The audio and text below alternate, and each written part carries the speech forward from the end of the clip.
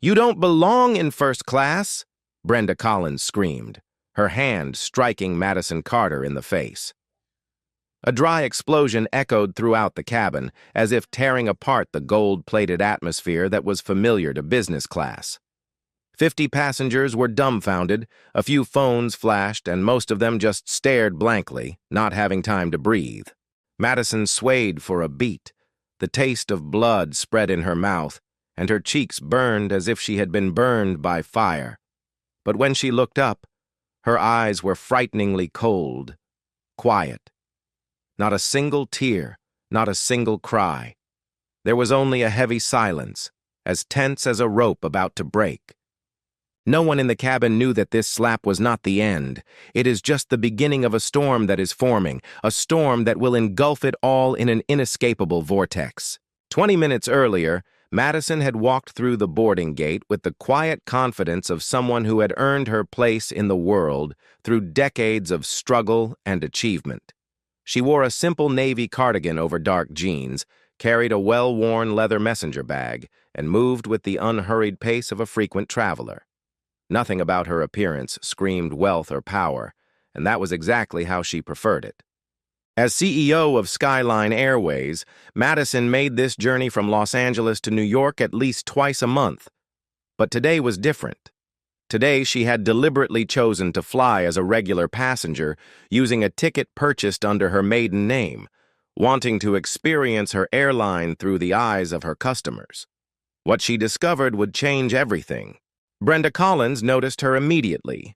With 15 years of experience in first class, Brenda prided herself on recognizing her kind of people, the investment bankers, the tech executives, the Hollywood producers who belonged in the premium cabin. This woman, with her modest clothing and lack of obvious designer accessories, didn't fit the profile. "Excuse me," Brenda said as Madison settled into seat 2A, her tone already carrying an edge that other passengers had never heard directed at them. "I need to see your boarding pass." Madison looked up with a polite smile, reaching into her bag. "Of course." She handed over the document, watching Brenda's face carefully as the flight attendant examined it with unnecessary scrutiny. "This says Madison Williams," Brenda said, her eyes narrowing. "Is this you?" "Williams is my maiden name," Madison replied calmly. "I sometimes use it for personal travel." Brenda's lips pursed. In her experience, people who used different names were usually up to something. She glanced around the cabin, noting how the other first-class passengers, all white, all clearly affluent, looked entirely at home in their premium seats. This woman, this Madison Williams, stood out like a discordant note in an otherwise harmonious composition. "I'll need to see additional identification," Brenda announced, loud enough for nearby passengers to hear. Several heads turned, watching with curiosity as this unusual scene unfolded. Madison's eyebrows rose slightly, but she complied, producing her driver's license. Brenda studied it far longer than necessary, comparing the photo to Madison's face as if she were a bouncer checking a fake ID at a nightclub. "Everything appears to be in order," Brenda finally said, though her tone suggested disappointment. She moved away, but not far, continuing to watch Madison with suspicious eyes. In seat 1B, Gerald Morrison leaned toward his wife, Patricia.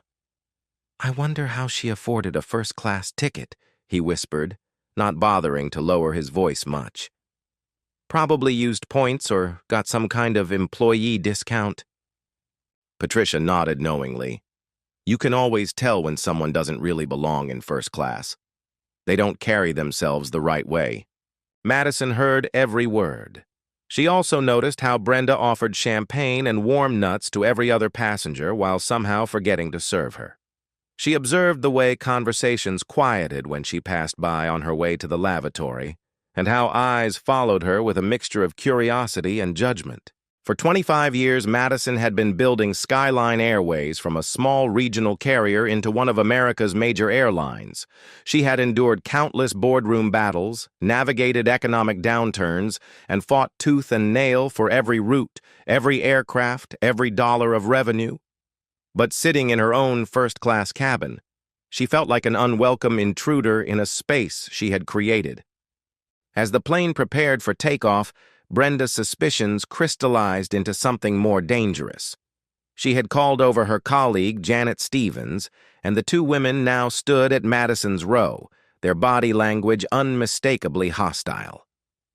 "Ma'am, we need to verify the authenticity of your ticket," Brenda announced, her voice carrying across the cabin. Other passengers looked up from their phones and magazines, sensing drama. Madison set down her laptop and looked up calmly. "I'm sorry. What exactly needs to be verified?" "You've already checked my boarding pass and identification. There have been issues recently with fraudulent tickets," Janet chimed in, though no such issues existed. "We need to call ground services to confirm your reservation." "That seems unnecessary," Madison said evenly. "Is this standard procedure for all passengers?" Brenda's face flushed. "It's standard procedure when we have reasonable suspicion that something isn't right." The words hung in the air like smoke. Reasonable suspicion. Madison felt the familiar knot in her stomach that she'd experienced countless times before, in luxury stores where she was followed by security, in restaurants where she was seated near the kitchen despite reservations, in business meetings where she was mistaken for an assistant rather than the CEO. "And what, specifically, has aroused this reasonable suspicion?" Madison asked, her voice remaining level despite the anger building inside her.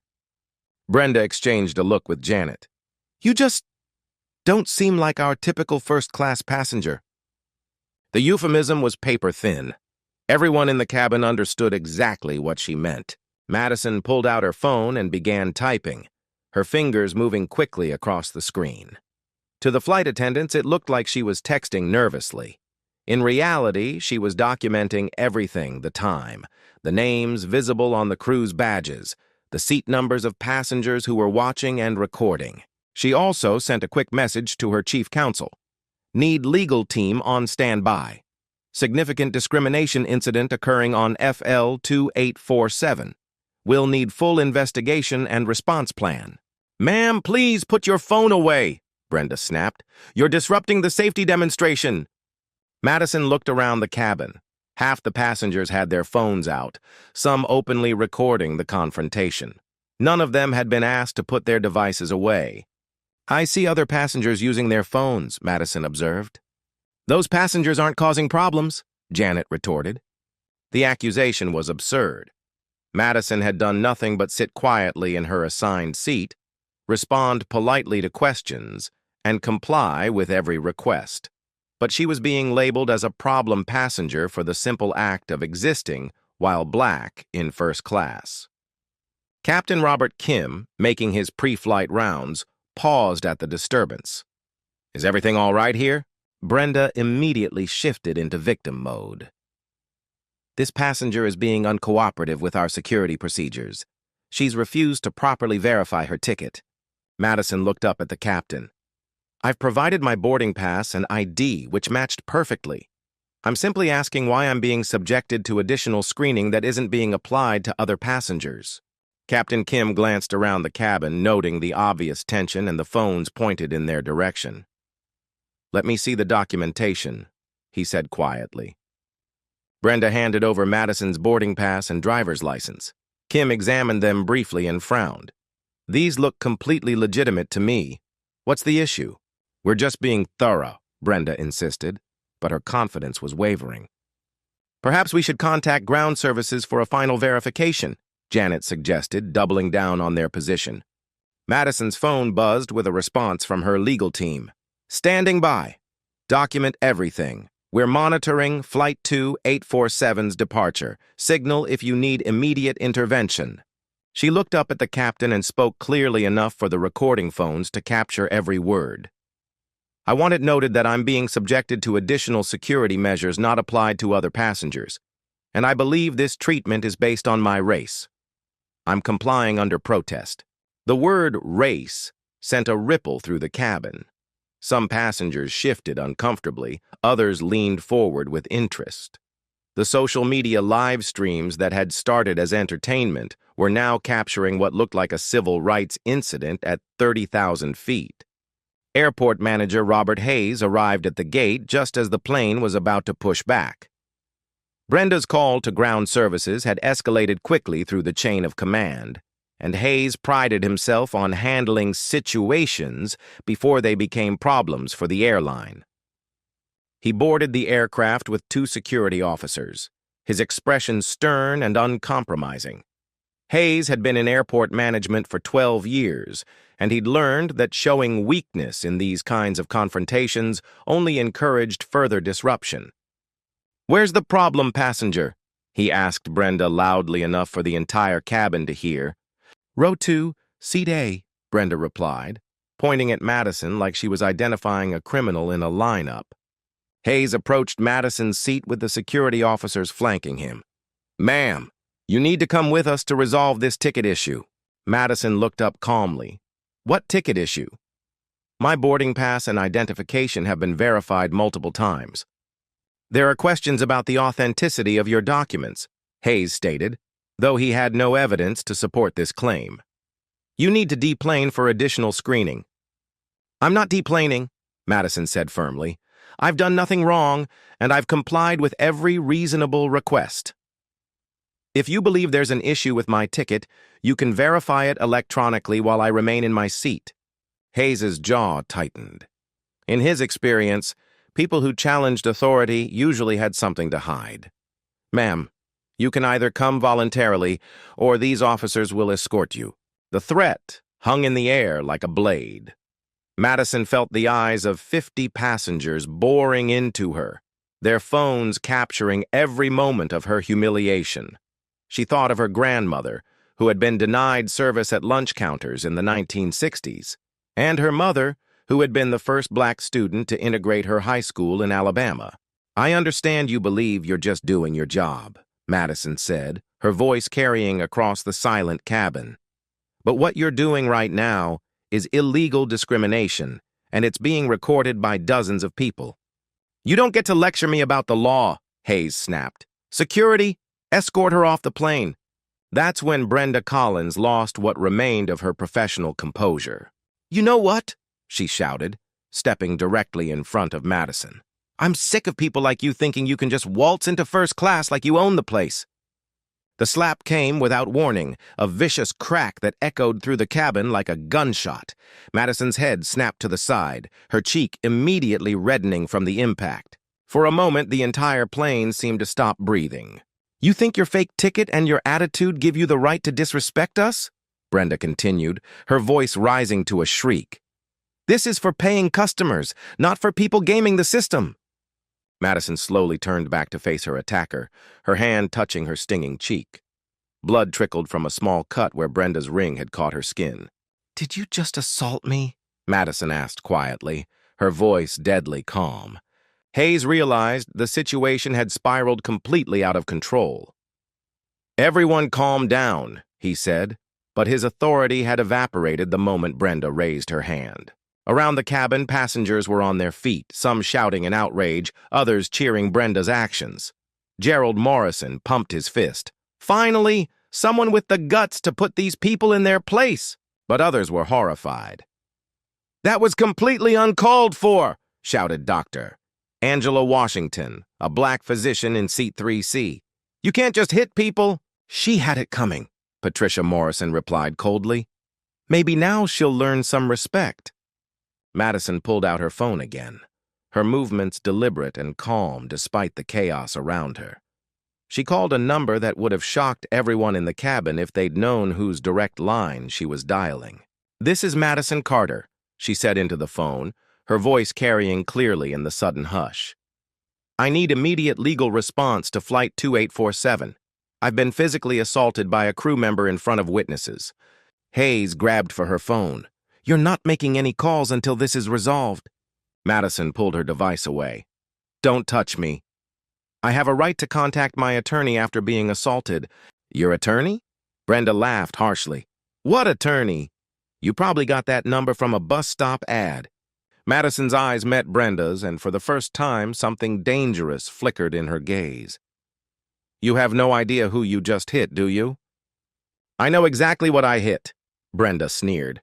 A scammer who thinks she can intimidate her way into first class. Madison stood up slowly, her full height and presence suddenly filling the space around her seat. When she spoke, her voice carried a authority that cut through all the noise and chaos. My name is Madison Carter. I am the Chief Executive Officer of SkyLine Airways. This is my airline. This is my plane. And you just made the biggest mistake of your career. The words hung in the air for exactly 3 seconds before the cabin exploded into chaos. Brenda's face went white as sheet. That's impossible, she whispered, but her voice carried no conviction. Hayes immediately pulled out his phone, frantically searching for something to disprove what he'd just heard. But even as he typed Madison Carter SkyLine Airways CEO into his browser, the sinking feeling in his stomach told him he was about to find exactly what he feared. She's lying, Gerald Morrison shouted from his seat. There's no way she's a CEO. Look at her. But other passengers were already Googling, their faces shifting from skepticism to shock as Madison's photo appeared on their screens. The same face, the same woman who was now standing in the aisle with blood on her cheek from where a flight attendant had struck her. Dr. Washington held up her phone, showing Madison's LinkedIn profile to nearby passengers. Oh my God, she's telling the truth. Madison Carter, CEO of SkyLine Airways since 2018. The revelation hit the cabin like a tsunami. Those who had been recording for entertainment suddenly realized they were documenting what might be the biggest corporate scandal of the year. The hashtag CEO assaulted began trending on Twitter within minutes. Brenda sank into a nearby seat, her legs no longer able to support her. I didn't know, she whispered. How was I supposed to know? Madison's response was ice cold. You weren't supposed to know my position to treat me with basic human dignity. You were supposed to treat me with respect because I'm a paying customer and a human being. Hayes was now frantically on his phone with corporate headquarters, his voice rising with panic. Yes, sir. I understand this is a problem. No, sir. I didn't know who she was. Yes, sir. She was physically assaulted by our crew. The security officers who had been prepared to remove Madison were now standing awkwardly, unsure of their role in what had become a complete role reversal. Their boss was demanding they arrest the CEO of the airline, a woman who probably had more authority over their jobs than anyone else in the building. Captain Kim, who had been in the cockpit during the assault, returned to find his cabin in complete upheaval. When Hayes briefed him on what had happened, the pilot's face went ashen. You let a flight attendant strike the CEO? Kim whispered. Are you out of your mind? Meanwhile, the social media explosion was gaining momentum. Number-sign SkyLine scandal and number-sign airline racism were trending nationally. News outlets were picking up the story from passenger live streams. The stock market began reacting, with SkyLine's shares dropping 3% in after-hours trading as the news spread. Madison remained calm in the center of the storm, methodically documenting everything on her phone. She photographed her injured cheek, recorded video statements from sympathetic passengers, and made notes about every person who had participated in or witnessed the incident. Ma'am, Captain Kim approached her carefully. I want to personally apologize for what happened. This is completely unacceptable. Captain Kim, Madison replied, checking his name tag. I appreciate your concern, but apologies don't fix systemic problems. What happened here today isn't an isolated incident. It's a symptom of a culture that needs to change. Brenda, still slumped in her seat, looked up with desperate eyes. Please, miss. Carter, I made a mistake. I'm sorry. I've never done anything like this before. Madison turned to face her attacker. Haven't you? Have you never looked at a black passenger and assumed they didn't belong in first class?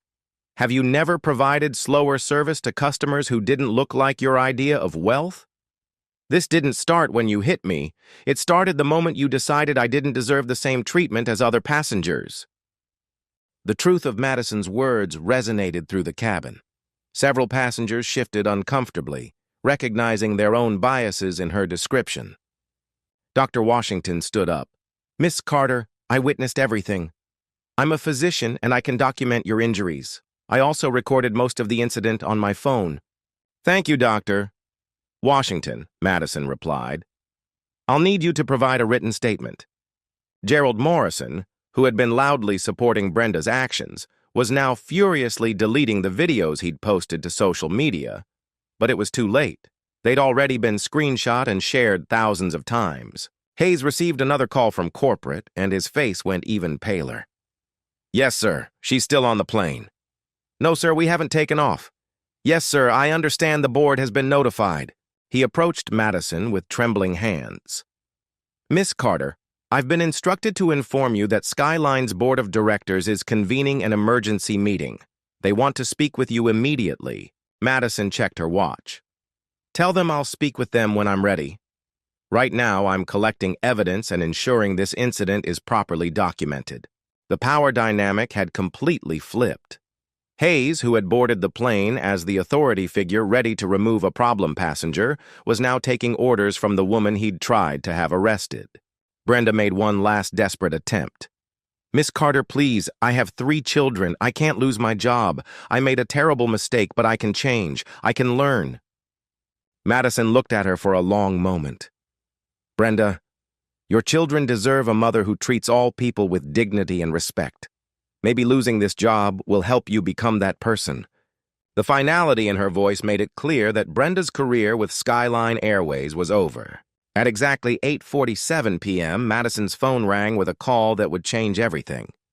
Madison, this is William Thompson, the voice said, and everyone close enough to hear recognized the name of SkyLine's board chairman. I've just been briefed on the situation. Are you injured? Madison put the call on speaker, her voice carrying clearly through the now silent cabin. I have a laceration on my cheek from where your flight attendant struck me with her ring, but I'm more concerned about the systemic issues this incident has revealed. We're taking this very seriously, Thompson continued. The entire board is convening tonight. We want you to know that we support you completely, and will take whatever action is necessary. Hayes, realizing his career was likely over, made a final desperate play. Mr. Thompson, there may have been misunderstandings on both sides. Mr. Hayes, Thompson's voice cut through the phone like a blade. Are you suggesting that our CEO bears responsibility for being assaulted by our employee?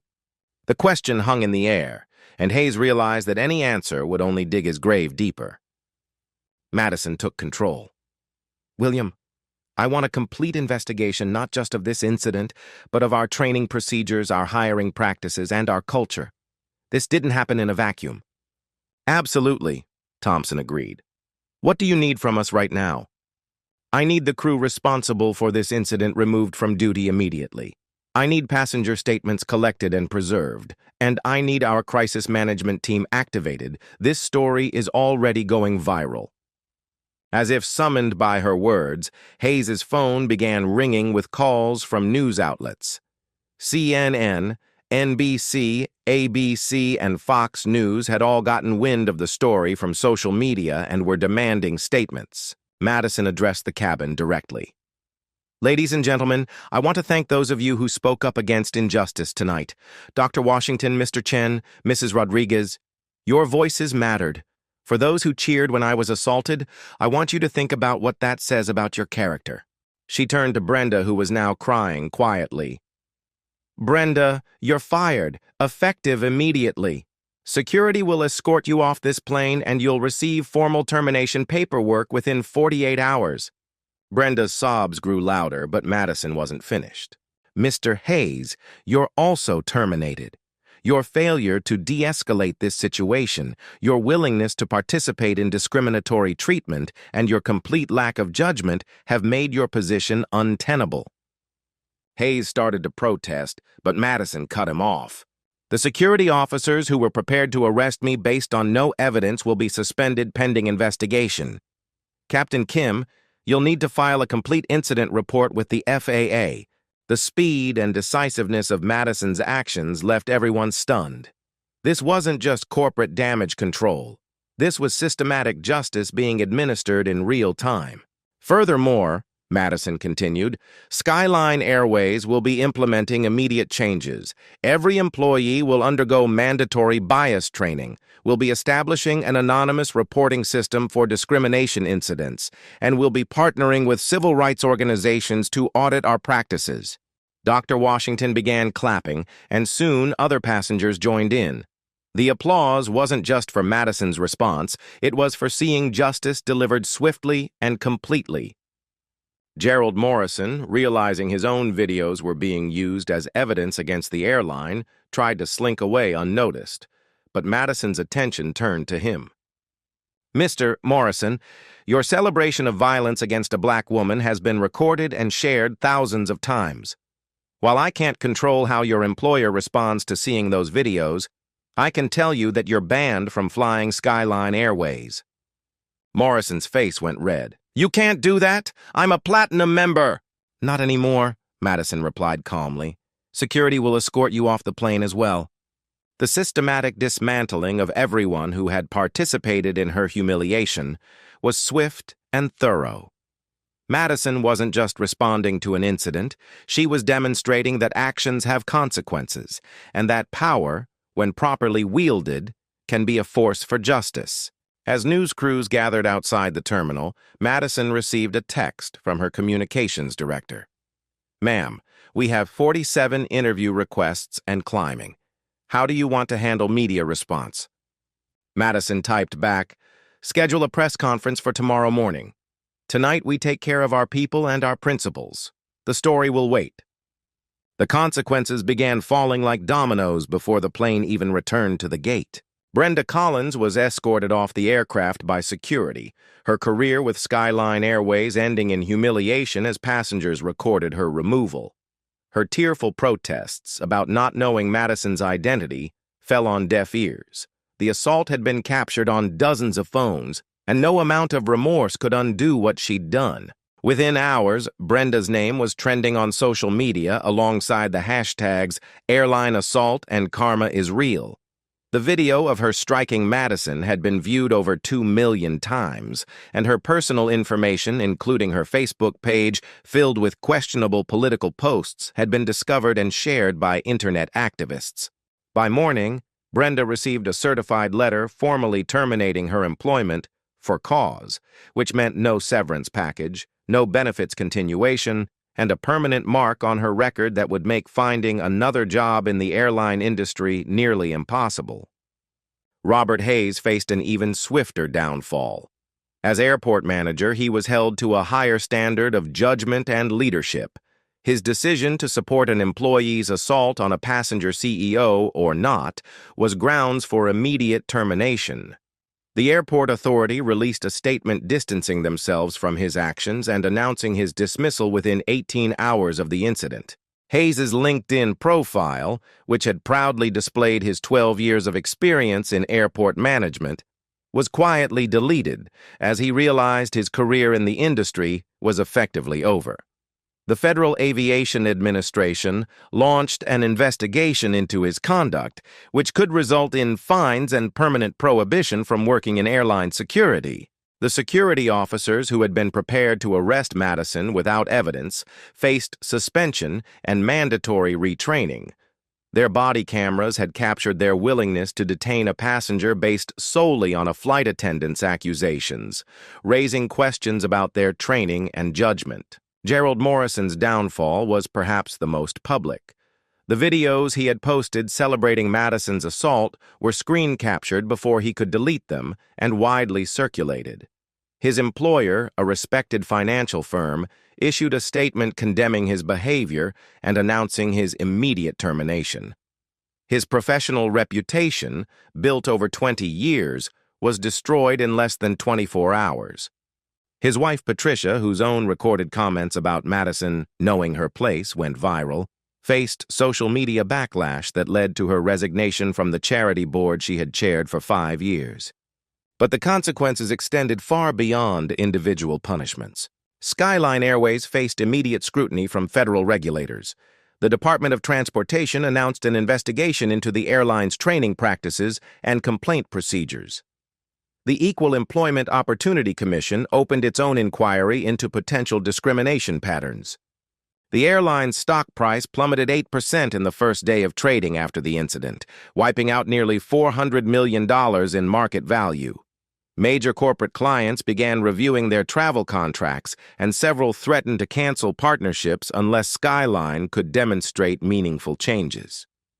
The video footage from the incident became evidence in multiple investigations.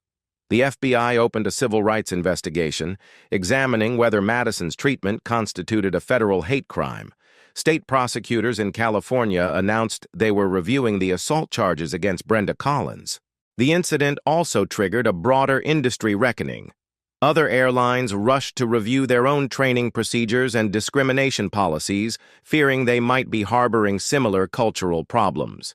The Association of Flight Attendants issued a statement condemning Brenda's actions and announcing mandatory bias training for all members. For Madison personally, the assault became a catalyst for change she had been planning for years. The incident gave her the momentum and public support to implement sweeping reforms that might have taken years to gain approval under normal circumstances. She announced a $10 million fund for diversity and inclusion training across the airline industry. She partnered with civil rights organizations to develop new standards for passenger treatment. She implemented a zero-tolerance policy for discrimination that applied to employees and passengers alike. Most importantly, she used her platform to address the systemic issues that made the incident possible. In interviews with major news outlets, she spoke about the everyday discrimination faced by Black travelers, the assumptions made about who belongs in premium spaces, and the need for cultural change throughout the industry. The message was clear. Actions have consequences, justice can be swift when power is properly exercised, and change is possible when leaders are willing to use their authority to protect the vulnerable rather than enable the privileged. A week after the incident, Madison sat across from Anderson Cooper in CNN's New York studio, the small bandage on her cheek serving as a visible reminder of what had happened aboard Flight 2847. Her composure was complete, her voice steady as she spoke not with anger, but with the measured tone of someone who had transformed personal pain into systemic change. "Anderson, what happened to me wasn't really about me," she began, her hands folded calmly in her lap. "It was about every Black traveler who has been made to feel unwelcome in spaces they paid to access. It was about every person who has been judged by their appearance rather than their character or their ticket." Cooper leaned forward. "You've mentioned that you deliberately didn't reveal your identity initially. Can you explain that decision?" Madison nodded thoughtfully. "I wanted to experience what our regular customers experience. Too often, executives are insulated from the reality of their own companies. I needed to see SkyLine Airways through the eyes of someone without power, without protection, without privilege. And what you found was disturbing. What I found was a culture that had allowed bias to masquerade as professionalism," Madison replied. "Brenda Collins didn't wake up that morning planning to assault someone, but she had been conditioned to see certain people as inherently suspicious, inherently less deserving of respect and service." The interview continued, but Madison's focus remained on the broader implications rather than the personal injustice. She spoke about the letters she'd received from other travelers sharing their own experiences of discrimination.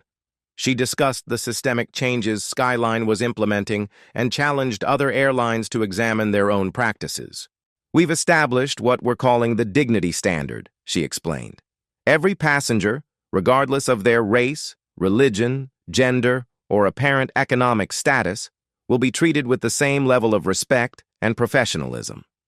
We're training our employees not just to avoid discrimination, but to actively create inclusive environments." When Cooper asked about forgiveness, Madison's answer revealed the depth of her character.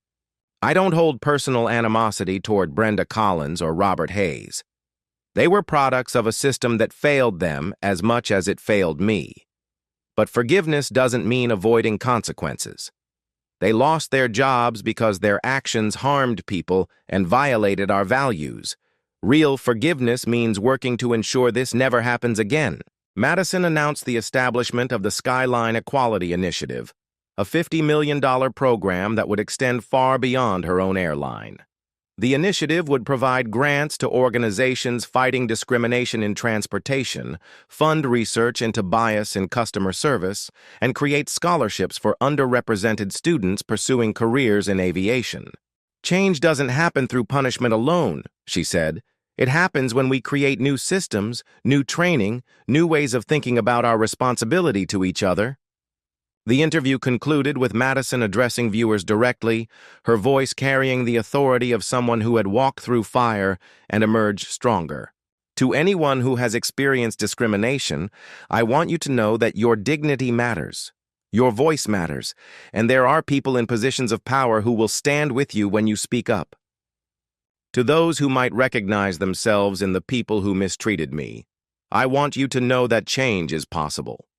The first step is acknowledging that everyone deserves to be treated with respect, regardless of whether they look like what you expect or fit your assumptions about who belongs where.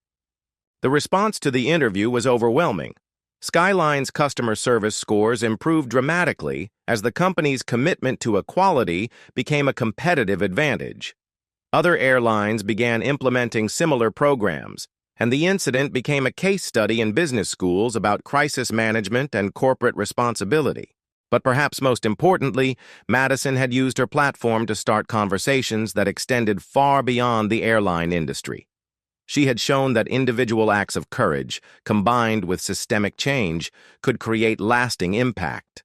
6 months later, Madison stood before a packed auditorium at the National Civil Rights Museum in Memphis, delivering the keynote address at their annual summit. The scar on her cheek had faded but remained visible, a reminder she chose not to conceal. "When Brenda Collins struck me on that plane," she began, her voice carrying easily through the silent hall, "she thought she was putting me in my place. What she actually did was reveal the choice we all face every single day." Madison paused, her eyes sweeping across the diverse audience of activists, business leaders, students, and ordinary citizens who had come to hear her speak. Every time you witness injustice, you choose. Every time you see someone being treated unfairly because of their race, their gender, their religion, their appearance, you choose. You can be a bystander, or you can be an ally. You can remain silent, or you can speak up. You can preserve the status quo, or you can demand change. The audience was completely still, hanging on every word. I was fortunate that day.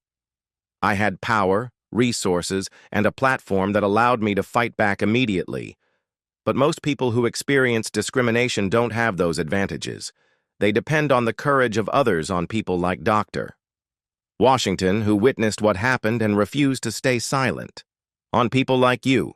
Madison's voice grew stronger, more urgent. The real question isn't whether discrimination exists. We all know it does. The real question is what you're going to do about it. When you see someone being profiled in a store, will you speak up? When you hear discriminatory language in your workplace, will you report it? When you witness injustice on a plane, in a restaurant, in your community, will you use your voice? She gestured to the audience, her passion evident. Change doesn't happen in boardrooms or courtrooms alone. It happens when ordinary people make extraordinary choices.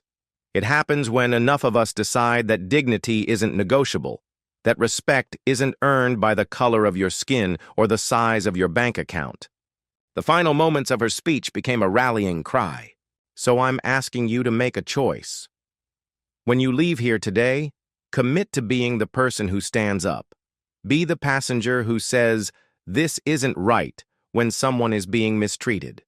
Be the employee who reports discrimination instead of ignoring it. Be the customer who refuses to do business with companies that don't respect all people. Madison's voice rang out clear and strong. Because here's what Brenda Collins and Robert Hayes and Gerald Morrison never understood. Dignity isn't first class or economy. Respect isn't business or coach. Justice isn't about what seat you can afford. It's about recognizing that every human being deserves to be treated with basic decency. She smiled, and for the first time in her speech, there was a hint of mischief in her voice. And the next time someone tries to tell you that you don't belong somewhere you have every right to be, remind them of this story. Remind them that assumptions are dangerous, that power can shift in an instant, and that treating people with dignity isn't just the right thing to do. It's the smart thing to do. The audience erupted in applause as Madison delivered her final words. Because you never know who owns the plane. Her message had become more than just a story of personal vindication. It had become a movement, a reminder that change is possible when people refuse to accept injustice as inevitable. Fly with dignity, stand with courage, because respect has no class boundaries.